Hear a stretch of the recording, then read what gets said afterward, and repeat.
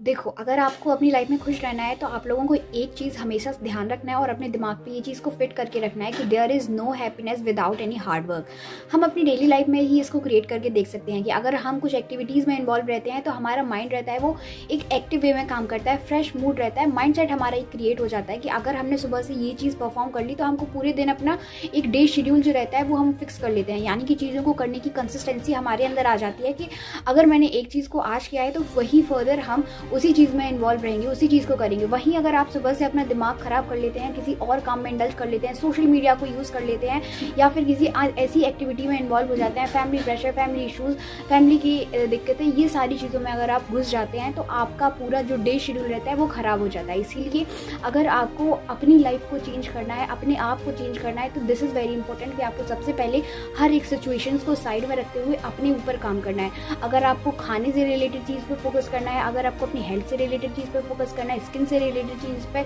या फिर आपको जॉब से रिलेटेड चीज़ पे फोकस करना है, तो अगर आपको अपनी फैमिली को आगे बढ़ाना है तो आपको ये चीज़ हमेशा याद रखनी पड़ेगी कि आपको पहले अपने ऊपर फोकस करने की ज़रूरत है।